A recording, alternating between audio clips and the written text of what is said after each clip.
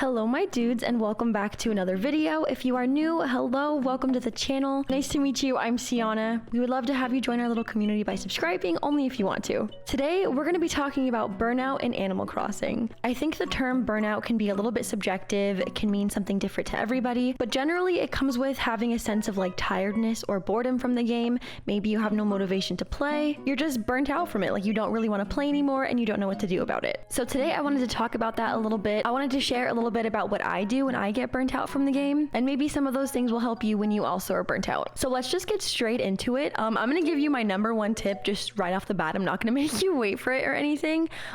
Take a break. That is the number one thing I can tell you. If you're feeling a little burnt out, bored, or tired of the game, take a break. New Horizons has been out for a little over a year now, so it's really understandable if you're getting a little bit bored of the game. The whole game itself can become a little bit monotonous and tiresome depending on what stage you're at or how you play. So I think if you're feeling burnt out by it, it literally just means that like you need a little break from the game. Take some time, invest in some other hobbies, maybe play some other games. But I feel like the best thing that you can do when you're feeling a little bit bored or tired of the game is just distance yourself from it, put the controller down, turn the switch off, and do something else. By taking a break, you might come back with like a renewed sense of vigor and motivation for the game, or you may realize that you don't really want to play the game anymore, and that's totally fine too. But I don't know, they say distance makes the heart grow fonder, so maybe putting some distance between yourself and New Horizons may make you miss the game a little bit. So listen to your brain, take a break if you need it, totally fine. Now let's say you are a content creator, maybe you have an Animal Crossing account somewhere,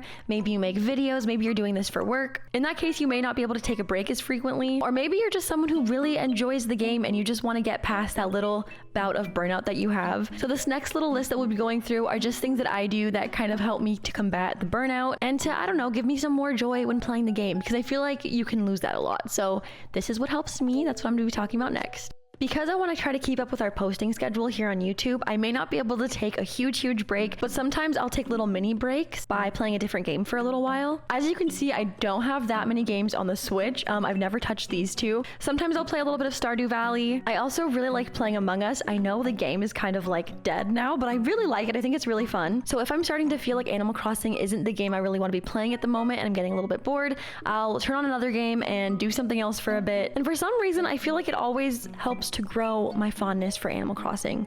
I don't know why. I just think because Animal Crossing is a game I really enjoy playing. Playing other games is totally fine, totally fun, but I always come back to Animal Crossing like, yes, I remember why I like this now. Another thing that really helps me is taking inspiration from other people's islands. For some reason, I feel like either touring people's islands or looking on Pinterest or Instagram, it just gives me so much motivation and obviously inspiration for decorating ideas around my island. And it makes me want to log on, it makes me want to build something, decorate something, download some new custom designs. So especially if I'm feeling a little bit bored of my island, I will try to gain some inspiration somewhere. If you do have a Nintendo Online subscription, touring other people's islands via dream addresses or dodo codes is a great way to do this. I love when Luna just surprises you with an island because you get to just run around and find new ideas and things that other people are creating in the game. And I just think it's really neat. If someone is kind enough to give you a dodo code and give you a live tour of their island, that's also really cool. Looking on Instagram or Pinterest are two other really awesome ways to find inspiration. I have an Animal Crossing board where I pin tons of pictures, custom design codes, outfits, anything that I want to take back with me to my island or maybe recreate. I'll pin it here and then I can go back here and look when I'm feeling unmotivated. So this is the tip that I probably use the most. I feel like seeing other people's islands and creations help me to brainstorm some of my own and they give me just a little burst of motivation to keep on going. One thing I do want to say though is that if you are looking at others' islands for inspiration, make sure you're not comparing yourself to them or putting any undue pressure on yourself to build. Another thing I recommend is playing with friends, maybe switching up how you play the game.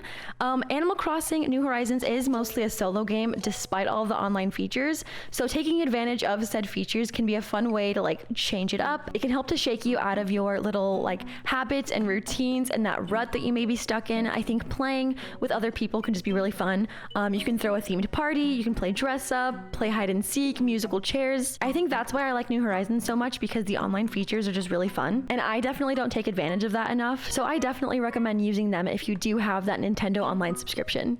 Earlier, I was talking about how I get pretty bored of seeing my island. I think that running around seeing the same spots over and over again just you know, it gets to you. So what I do sometimes is I completely tear down a spot. I can revise, re-edit, and if you're really brave, you can even restart your game and just restart your whole entire island, the whole process. I think changing up the scenery does wonders for Burnout, honestly. It definitely beats walking around and staring at the same build that I've had for like 6 months over and over again every single day when I'm playing. So if you think that your island is the problem and maybe you're just kind of getting over it, try tearing down some spots, maybe try revising some, or completely flattening or restarting. I am currently in the process of flattening the island right now, so this whole spot down here is flat and I'm really nervous about it, but we are going to restart with a brand new theme, and I think it's going to be very, very motivating and just fun to start something new and not do the same thing over and over again. Another tip that I have is maybe trying to decorate a spot that you don't normally decorate. For me, I tend to stay on the land and decorate on the land, so I never really did a lot of beach decorating or interior design. So I think switching it up and trying to design on some of those areas really, really helped me out a lot. Visiting Harv's Island is really great for practicing interior design because you can just choose any of the rooms and decorate it with whatever you want. A little bit ago, I made this bachelor-inspired room with this little set, and I thought it was really cute and it's actually really fun. It's not like the most elaborately and beautifully decorated room ever, but that's not the point of this. The point is to just try something new. So specifically for me, interior design is a bit of a challenge, but I think a bit of a challenge is needed, especially when I'm bored with the game. I don't know, I just think it brings a little bit of excitement into the game, and I found it to be really helpful. Also, if you are somebody who's good at interior design, can you leave some tips for us who are maybe not so good at it? Like, how do you do that? How? I don't know.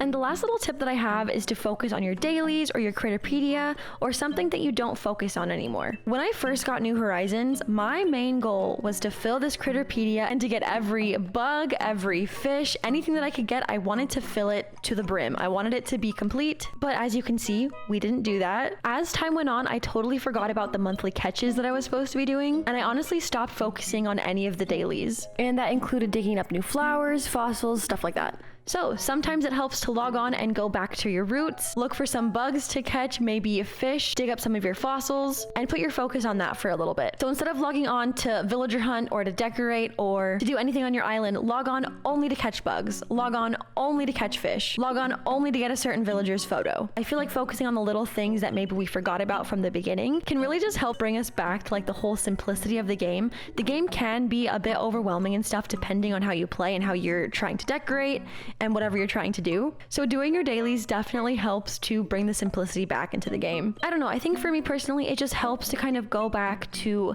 the certain tasks and aspects of the game that I definitely overlooked and have been overlooking for quite a while, and it just gives you something different to do. I know that wasn't a whole lot of tips, but I hope you maybe were able to take something from this that can help you with your burnout. And remember, feeling tired or bored of any game, Animal Crossing or not, can just totally be a sign that you need a break. So again, that's my #1 piece of advice. Take a break, put down the controller, do something else for a little bit. I think that's the best remedy for burnout that I could give you. This wasn't our usual style of video. Normally I focus on gameplay rather than like little tips and stuff, but I've been asked a lot about burnout recently, so I thought I would do a little video on it. Thank you so much for watching. I really appreciate it. Again, if you'd like to subscribe, I would really appreciate that as well. We're on the road to 20K, so thank you so much. And with that, I'll see you very soon in the next video. Until then, stay safe and take care. Bye!